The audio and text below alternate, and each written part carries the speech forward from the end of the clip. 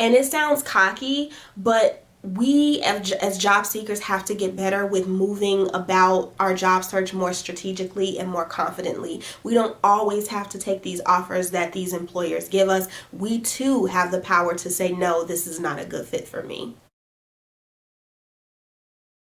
What's up, you guys? Welcome back to the official Thompson Resume Writing Company YouTube channel, where I share weekly tips and hints on how to update, refresh, and or prepare your resume and LinkedIn profile for your job search, along with some career advice, some job search tips, and some personal stories of my own. I am Tamika Thompson. I am the owner and resume writer at Thompson Resume Writing Company, and I specialize in transforming bland, lackluster resumes and LinkedIn profiles into powerful selling tools that help corporate mid-level, management, and executive professionals land interviews 2 times faster. If you are new to my channel, welcome, and I'm so happy that you stumbled across my video, and I hope that you enjoy the content in this video enough to go ahead and join my YouTube community by hitting the subscribe button below. If you are a returning viewer or a returning subscriber, thank you so much for showing my content some love and always watching my new videos, hitting the like button, sharing it, and telling other people about the channel to continue to help me grow. Y'all are the truth. So for today's video, I'm going to be talking about 7 questions that you should ask yourself before you begin job searching so that you start your job search off with clarity and having standards and solid expectations so that you're not out here just applying to anything and everything. Let's get right into it. So I often get clients who reach out to work with me or to get their resume revamped before they officially start job searching, which, like, gold star for them, because that is the way it is supposed to be done. Typically, before you begin your job search, you should already have your resume revamped or at least critiqued by a professional, and maybe you implemented the changes that they recommended or that they suggested. You do not want to work backwards. So sometimes I'll get people who will reach out to me only after they've been rejected for like a string of jobs back to back to back to back, and they've been getting a lot of ATS rejection and they just can't figure out why they're not getting past the system. Do not be like those people. Be like the first people who reach out to me before they start job searching. But we're not going to focus on the people who do the opposite, because this video is not about them. And when someone starts their job search, it can be for a couple of different reasons. So maybe they've decided that they're ready to go back into the workforce after a hiatus. Maybe they've decided that, it's time for them to go ahead and leave their current job. Maybe they've decided it's time to make some sort of a career transition. And then maybe they've decided that some signs have been sent their way that may look like they may be getting fired or potentially laid off sometime soon. And aside from getting your resume done and making sure that your career documents are in order, you should be asking yourself some questions ahead of time before you begin your job search so that you know exactly what you want, what you're looking for, what you don't want, etc. beforehand. So some people don't gain that clarity in their job search until maybe they've had a couple of interviews first, or until they start seeing the job postings that are available online, so on Indeed or LinkedIn or whatever, and they kind of let that set the standard for what they're looking for. But it should be the opposite. So before you begin applying, before you hit submit, before you officially begin sending your resume out for official consideration, you should know exactly what you want, what you're looking for, other pieces of information as well. Having standards and expectations in your job search is super important, because it'll let you know, hey, this is in alignment with what I'm looking for. This hits the nail on the head as far as what I want in my next job. I feel comfortable going ahead and applying to this. Or, you know what, this company may be an offer, but it doesn't hit this, it doesn't hit this, it doesn't align with this. I'm going to go ahead and pass on that. And other positions you can decide that you're not going to apply to at all because they don't meet your criteria. So the same way that jobs have expectations for us when people interview you, you should absolutely have expectations and standards for the jobs that you are applying to and the jobs that are approaching you for you to come join their team. It goes both ways. It goes both ways. And so having those standards and expectations can prevent you from taking an opportunity that may not be the best fit for you because it doesn't meet what you're looking for. So without further ado, here are 6 questions you should ask yourself to gain clarity and to set your standards and expectations in your job search. Let's talk about it. So number one on this list is to know exactly what you want. Ask yourself, what do you want? Aside from just saying, oh, I just want another job. No. What is the job title that you want, right? Do you want to be a marketing manager? Do you want to be a marketing specialist? Do you want to be a brand specialist? Do you want to be a communications manager? You need to know the job title that you are applying to, and if it's more than one title that you're open to or more than one role, then you need to know what those titles are. Now, for some industries, if not for most industries actually, some job titles have different titles depending on the industry, and there are different variations of those titles. So like for customer service, you can have, customer service representative, you can have guest services representative, you can have client services representative. There are different variations. So you should know either the one title that you're looking for, that you're aiming for, or at least maybe 3 to 5, sometimes even 5 to 7 different titles that you are after. The next thing you should know is the industry that you're looking for. So do I want to be a brand manager, a communications manager, a public relations, manager in the engineering space? Do I want to be, any of those titles in the financial services space? Do I want to be any of those titles in the retail space? Narrow it down to the industry, because ideally most of us have experience in one particular industry, or if you have experience in, industry spanning across different industries, that's completely fine. But once you start that job search, know the title and also know the industry. And you can also use those two pieces of information specifically to target your resume. Also, you should have a very clear picture or a solid, idea of what you want to do versus what you don't want to do. So I'll use myself as an example. So when I left my last job, I realized that in that job, I was kind of like this catch-all person for pretty much everything. I was basically drinking from a fire hose. And when I started my job search last October, I told myself, you know what, I no longer want to do this. I no longer want to be responsible for this. This is not my strength. I would prefer to not have a task like that on my plate. So having that list of things I want to do versus the thing I do want to do helped me kind of weed through some of the job descriptions and the tasks that were listed on there to really determine if that job would be a good fit for me.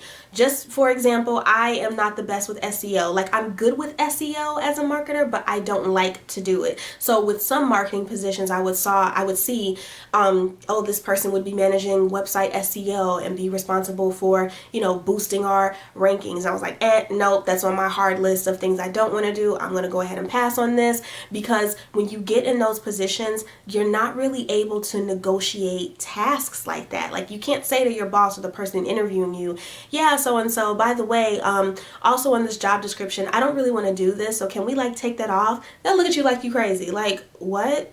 And we all have aspects of our job that we like and other aspects that we don't necessarily care for. So use the things that you don't like to do and the things that you do like to do. Have those be driving and steering factors in your job search.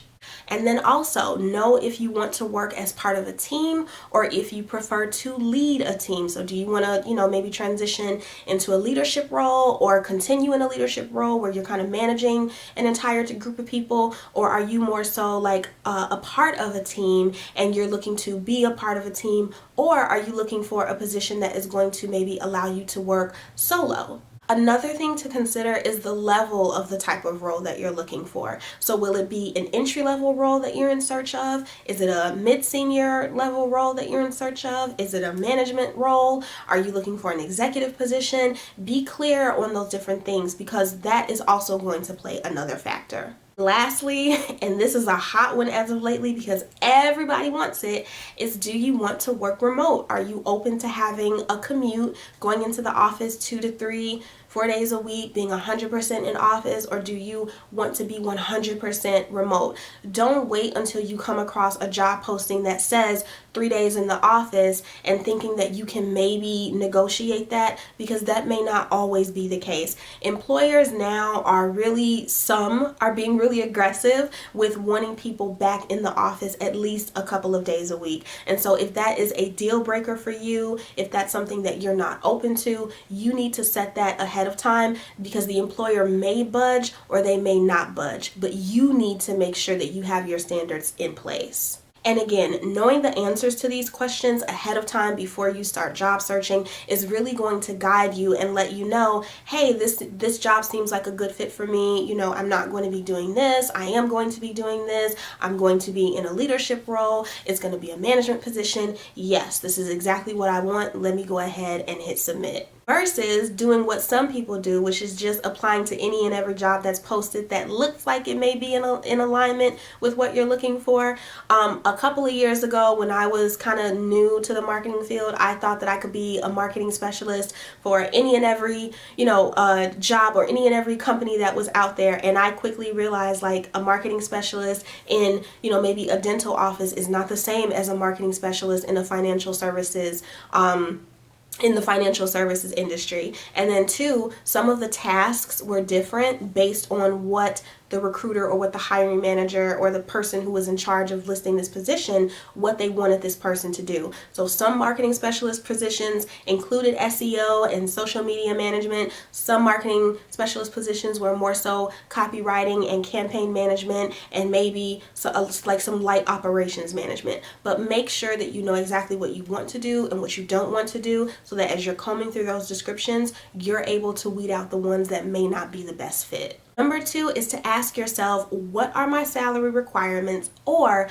what is the salary that I should be making based on research and data that I found? Now, some people, once they start job searching, they really don't have an idea of how much money they want to make, other than they just want to make more than what they were making before. Totally fine. I'm all about pay increases and salary bumps and all of that, but you need to know how much more. So if you are making 55 now, are you trying to make, are you trying to land your first six-figure job? If you're making 65,000 now, are you looking for at least a 20% increase in your salary with your next position? How much money? And then make sure that you're performing some research and doing some digging on how much money you should be making based on the title that you'll be going for, that you'll be applying to, and then also based on the industry, right? Because we all know some positions in tech pay way more than that position would anywhere else. So make sure that you're doing your research and that you're doing your due diligence and being sure that you're being paid what you should be paid in that role. And your salary should take a number of things into account, such as your experience. So let's say you have 8 years of experience, education, right? Let's say you have a master's degree, and then also your skills, the different systems and software that you know, and your core specialties that you are really good at, like maybe account management or sales growth or process improvement. Those things matter, and all of that get roped into the number that they provide you or the number that you may see displayed on a resource such as pay scale. Please, pretty please, like for real, do not list any number or throw out any number without doing your digging or your research first. I see a lot of professionals who do this. Once they submit an application or they come across an application that requires them to enter like their salary expectations, they'll just throw in any number and they haven't really done any research. There are a couple of ways that you can do some research on salary. So of course, you can do a quick Google search. There are a ton of different resources that come up. You can also ask other people or industry peers who are in the same industry, in the same position as you, using LinkedIn or just reaching out to people directly, if you have their phone number, if you guys are close friends or whatever. But make sure you're doing some sort of digging when it comes to salary, so that whatever you're asking for or whatever is being offered to you is fair and is in alignment with what you should be making. Number three is to know your hard, solid, non-negotiable. So similar to creating a list of the things that you don't want to do, expand that and ask yourself, what are some things that I just do not want to deal with, or some things that I am just not willing to tolerate? For some people, especially for stay-at-home moms, maybe they do not want to deal with a job that is just not flexible. That's just their hard non-negotiable. They don't want to work at a job that is not going to allow them to have to take off if maybe the kid gets sick or if something comes up that they need to tend to. Flexibility is one thing that people are really asking for these days. Also, what are you willing to walk away from? What are your absolute deal breakers where you're just like, you know what, if this job is requiring me to do this, or this job has this or does not have this, that's a hard no for me. I'm gonna have to take a pass. And it could be anything. It could be the work schedule, it could be the responsibilities, it could be the pay, it could be the benefits. Your list of non-negotiables, here's like a template that you can use. So if company has X, or if I can't get X, or if company is not able to provide X, then that is a hard no for me, and I'm going to have to pass on this offer because it's just that important to me. What are those X's that you would fill in those little blanks there? Number 4 is to ask yourself, what are my job standards and what are my job requirements? So for a company to have the privilege and the luxury, okay, because you are a privilege and you are a luxury, to bring you on board and have you as part of their team, for them to be so lucky to have you, what must they have or include in that offer for you to say yes? You have to think of yourself as an asset, right? Because you are. Your skills and the things that you are going to be performing in this job, the things that you're going to do, what you can overhaul, what you can improve, what you can decrease. What must that offer have in order for you to say, yes, I will accept this offer and join your company? And again, think pay, think benefits, think culture, think flexibility, think support, think some of the job responsibilities that you'll be doing on a day-to-day basis, think the company name and the type of company overall. So companies have their standards right out the gate. Like when you are applying to a job, they have put that, that super lengthy job description on there, and they state right up front, I want this person to have this, you must have experience with this, you must know this, you must have this background, you must have this degree. We as candidates, we have to always have our list of requirements as well. And this was something that my mom taught me. Like, you have to have your own list of standards. So if a job approaches you with an offer, you have the opportunity to decline it in the same way that a recruiter has the opportunity to decline you. And there is so much, it's a luxury to be able to turn a job down on the basis of, you know what, this is just not a good fit for me. It doesn't meet my standards. It doesn't meet my requirements. And for some people, that's pay. For some people, it's benefits. If something can't be negotiated, you are going to walk away from it.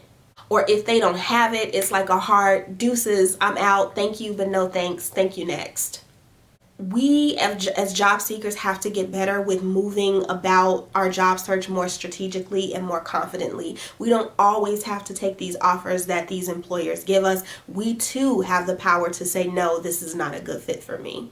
Number 5 is to ask yourself, what type of company do I want to work for? So what is the size of the company? Do you want to work for a large Fortune 500 or Fortune 20 company? Do you want to work for like a small to mid-sized company that maybe just has a strong footprint in the market and is maybe very well known in that space?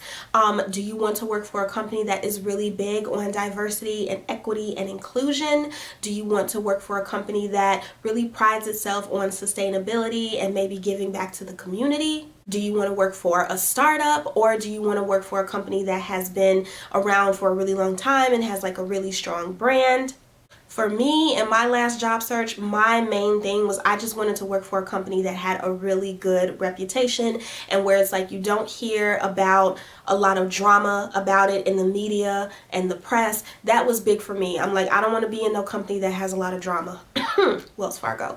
But that was my thing, right? So figure out the type of company that you want to work for and what culture the company has and the things that matter most to you in order for you to say yes or be interested enough to even submit an application.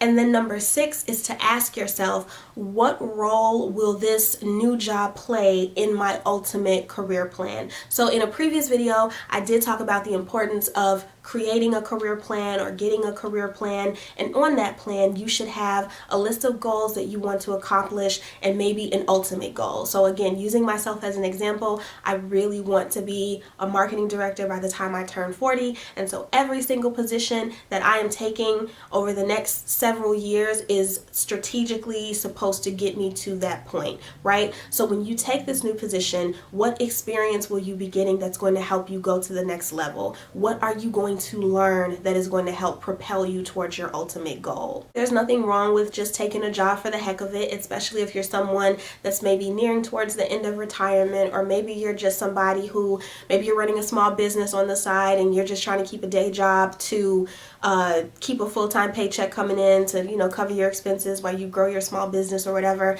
That's fine too. If you don't really have a career goal, that's fine. But for people who are being more strategic in their career, and who are making sure that no, every job I take has to align with this, it has to teach me this because I'm trying to get here. So this job should be helping me slowly level up over time so that I can get here. So those are 6 questions that you should ask yourself before you officially begin your job search. Again, think of yourself as a commodity, think of yourself as an asset, because you are. And again, the same way that employers have those standards for us right out of the gate, they know exactly how much they're willing to pay us, so they have a budget for us, they have our salary requirements, they know exactly what they want us to do for them, and they also have their list of non-negotiables. This person must have a bachelor's degree, this person must have a GED or high school diploma, or they're not going to be considered.